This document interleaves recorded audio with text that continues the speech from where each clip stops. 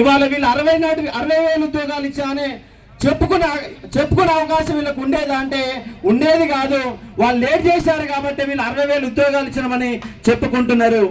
మరి ముఖ్యమంత్రి గారు కాంగ్రెస్ గవర్నమెంట్ మేనిఫెస్టోలో మేము టిఆర్ఎస్ గవర్నమెంట్ ఇచ్చిన ఉద్యోగాలనే మళ్ళీ మేము ఇస్తున్నామని చెప్పారు. ఒక్కలైనా రాసుకున్నారు ఎక్కడంటే యాడ రాయలేదు. దొంగ హామీలు ఇచ్చారు. మమ్మల్ని వాళ్ళ రోడ్ల మీద తిప్పుతా ఉన్నారు. ఒకటే చెప్తున్నాం, ఇవాళ యుద్ధం మొదలు పెట్టినాం.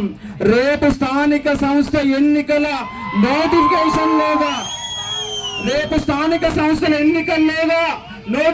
లోగా మా నోటిఫికేషన్ ఇవ్వకపోతే హైదరాబాద్ 1,00,000 మందితో ముట్టడి చేస్తాం. నోటిఫికేషన్ ఇచ్చిన తర్వాతనే మీ నోటిఫికేషన్ ఇవ్వాలా.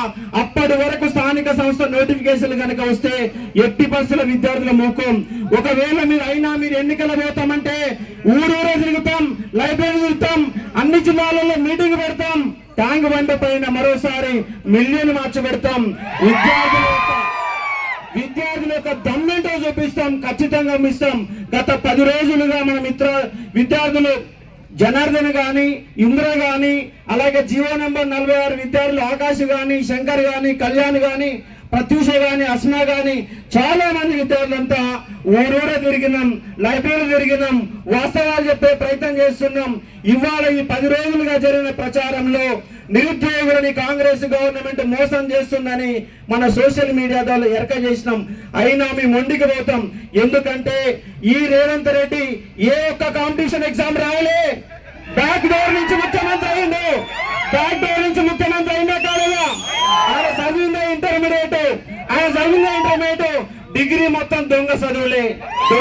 అయినటువంటి రేవంత్ రెడ్డికి విద్యార్థుల బాధలు తెలియవు. ఆయన ఎంతసేపు ఉన్న రియల్ ఎస్టేట్ వ్యాపారిగా డబ్బులు సంపాదించి కేంద్రంలో ఉన్నటువంటి కాంగ్రెస్ నేతలను మేనేజ్మెంట్ చేసి పిసిసి అధ్యక్ష పదవిని 200 కోట్ల రూపాయలకు కొనుక్కొని మిగతా ఎమ్మెల్యేలు కొనుగోలు చేసి వాళ్ళ ముఖ్యమంత్రి అయిండు. ఆయనకు మనకు నిరుద్యోగుల బాధలు తెలుసా అంటే తెలియదు. అందుకే ఖచ్చితంగా 2 లక్షల ఉద్యోగాల సాధన కోసం ఇవాళ మహాగర్జన పెట్టినాం. పోలీసులు ఏమంటారంటే అశోక్ సార్ వస్తే మేము అనుమతి ఇవ్వం, ఇందిరా పార్క్ పర్మిషన్ ఇవ్వని చెప్పేసి ఇబ్బంది పెట్టే ప్రయత్నం చేస్తున్నారు. నిన్న సాయంత్రం నుంచి వాళ్ళ వరకు నా ఫోన్ స్విచ్ ఆఫ్ పెట్టుకోవాల్సిన పరిస్థితి, ఎక్కడ ఎత్తుకోబోతారని చెప్పేసిన పరిస్థితి వస్తుంది. ఎందుకు మేమన్నా దొంగలమా? ఉద్యమకారులం, తెలంగాణ ఉద్యమాలు చేసేటువంటి వాళ్ళం. అశోక్ సార్ ఉద్యమకారుడా పేడాస్తే చెప్పండి, మీరే చెప్పండి. నికార్సుగా 4 ఏళ్లుగా ఉద్యమాలు చేస్తున్నాం. ప్రతి రోజు రోడ్డు మీద నిలబడి కొట్లాడుతున్నటువంటి అంశం ఈ అందరూ కూడా తెలుసు. కాబట్టి మీరందరూ మా ఇంట నడవాలా. వేదిక మీద ఉన్న వాళ్ళందరూ మా ఇంట నడిస్తే ఈ సమస్య పరిష్కారం అవుతుంది, ఖచ్చితంగా అవుతుంది. ఖచ్చితంగా 15 రోజుల్లోగా జీపీఓ ఉన్నటువంటి 7,404 ఉద్యోగాలు ఇవ్వాలా, ఇచ్చి తీరాలా. రెవెన్యూ మంత్రి గారు మీకు చదువు రాకపోతే, మీకు రెవెన్యూ వ్యవస్థ అవగాహన లేకపోతే, పాతలను తీసుకుంటారా కొత్తలు తీసుకుంటారా అవగాహన లేకపోతే మాతో చర్చలు జరపండి. మేం చెప్తాం, మీకు సబ్జెక్టు నేర్పిస్తాం.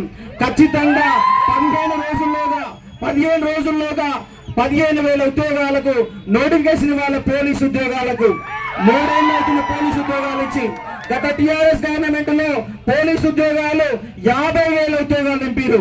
మీరు అధికారంలోకి వచ్చినాక ఒక్క ఉద్యోగం నింపిరా పోలీసు. కొంతమంది మధ్యవర్తులు ఇవాళ ఉన్నటువంటి బల్మూరు వెంకట్ లాంటి వాళ్ళు ఏమంటారంటే గ్రూప్ 1 కోర్టుల కేసు అంటున్నారు. నీకేమైనా అవగాహన ఉందా? నీకు పీజీటీ అంటే తెలుసా? నీ గురుకుల ఉద్యోగం అంటే తెలుసా అంటే నీకు తెలియదు. కాబట్టి నువ్వు మాట్లాడకు, నీకు సబ్జెక్ట్ అవగాహన లేదు. మైకు పట్టుకుని ఏదో వదులుతున్నావు. గ్రూప్ 1 కేసు ఉంటే, ఒక్క గ్రూప్ 1 మీద కేసు ఉంటే 25 రకాల ఉద్యోగాలు ఉన్నాయి. వాటిని ఎవరు అడ్డుకుంటున్నాడు? ఒక గ్రూప్ 1 మీద కేసు ఉంటే గ్రూప్ 2 ఉంది, గ్రూప్ 3 ఉంది. అది పాత నోటిఫికేషన్లు, నువ్వు ఇచ్చిన నోటిఫికేషన్లు కావు, నీ గవర్నమెంట్ నోటిఫికేషన్లు కావు. నువ్వు ఇచ్చిన దొంగ మాట 60,000 ఉద్యోగాలు అబద్ధం మాటలు మారుతున్నారు. ఖచ్చితంగా మేము ఏమంటున్నామంటే 20 రోజుల్లోగా మీకు డెడ్ లైన్ పెడుతున్నాం.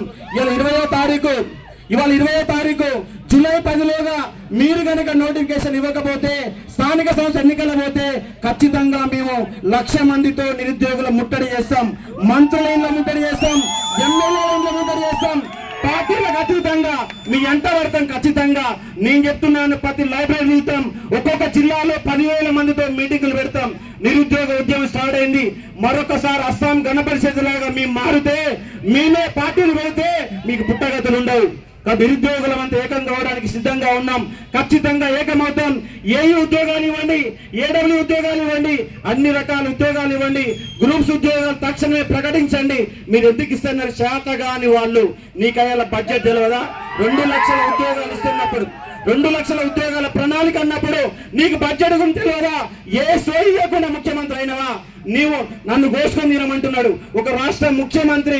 రాష్ట్రానికి ప్రథమ పౌరుడు, రాష్ట్రాన్ని దివాలా తీసింది. ఇవాళ అన్ని రకాల బిజినెస్లు మొత్తం పడుకున్నాయి. ఎవరిని అడిగినా హోటల్ నడస్తలేదు, కిరాణా షాప్ నడస్తలేదు, రియల్ ఎస్టేట్ నడస్తలేదు, ఆటో నడస్తలేదు. ఒక బస్సులు మాత్రమే ఫ్రీ బస్సులు కాబట్టి బస్సులు నిండుతున్నాయి తప్ప ఏ ఒక్కడు ఆనందంగా లేడు. మీకు పరిపాలన చేత కాకపోతే రేవంత్ రెడ్డి, నీకు పరిపాలన మీద అవగాహన లేదు, తక్షణమే ముఖ్యమంత్రి పదవికి రాజీనామా చేసి అవగాహన ఉన్న వాళ్ళకు ముఖ్యమంత్రి పదవి ఇవ్వండి. నువ్వు ఒక రెడ్డి అయితే కావచ్చు, నీకంటే దళితులు, నీకంటే సబ్జెక్ట్ ఎక్కువ వాళ్ళు చాలా మంది మంత్రులు ఉన్నారు. బీసీలకు ఎస్సీలకు ఏం పనికిరాని పదవులు ఇస్తావు, రెడ్డిల కాడ ఉన్నత పదవుల దగ్గర పెట్టుకొని వాళ్ళు ఆటలు ఆడుతున్నారు.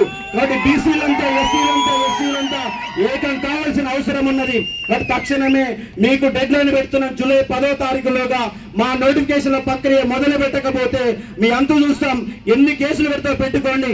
గత గవర్నమెంట్ 15 కేసులు పెట్టింది. నీది ప్రజాపాలన అని చెప్పినావు, నా పైన 3 కేసులు పెట్టావు. తెలంగాణ పబ్లిక్ సర్వీస్ కమిషన్ నా పైన ₹1,00,00,000 పరువు నష్టం వేసింది. అంటే Telangana public service commission value ఎంత అంటే కేవలం ₹1,00,00,000 ఓన్లీ ₹1,00,00,000 ఇచ్చకపోతుంది. ₹1,00,00,000 అంటే 10 కోట్ల కన్నా ఇస్తానన్నా మేము కనీసం ఆనందంగా ఉండే వాళ్ళం. ₹1,00,00,000 వేసుకున్నాను, ఎందుకంటే మీ వాల్యూ అంతే ఉంది. కాబట్టి గ్రూప్ 2లో గ్రూప్ 1లో 200 ఉద్యోగాలు అమ్ముకున్నారని మాట్లాడితే మా పైన కేసులు పెట్టే ప్రయత్నం చేస్తున్నాం. అందుకే డెడ్ లైన్ పెడుతున్నాం. వచ్చే జూలై 10లోగా, ఇవాళ జూన్ 20, జూలై 10లోగా ఉద్యోగాల నియామక ప్రక్రియ మొదలు పెట్టకపోతే తక్షణమే 7,400 జీపో ఉద్యోగాలు ఇవ్వాలా, పోలీసు ఉద్యోగాలు ఇవ్వాలా, గ్రూప్ 1, గ్రూప్ 2, గ్రూప్ 3 సంబంధించిన ప్రణాళిక మొదలు పెట్టాలా. డిఎస్సి ఖాళీలు ఉన్నాయి, మోడల్ స్కూల్ ఖాళీలు ఉన్నాయి, అన్ని రకాల గురుకుల ఖాళీలు ఉన్నాయి. తక్షణమే 30,000 ఉద్యోగాలు విద్యా వ్యవస్థలో మొదలు పెట్టండి. దానికోసం యుద్ధం ప్రకటిస్తున్నాం. ఇయ్యాలనే మొదలు పెట్టినాం. యుద్ధం మొదలైన అంశాన్ని ఇక్కడ అర్థం చేసుకుని ఒక ప్రయత్నం చేయాల్సింది కోరుతా ఉన్నాం. సార్, అందరూ సమయాన్ని దృష్టిలో పెట్టుకోవాలి.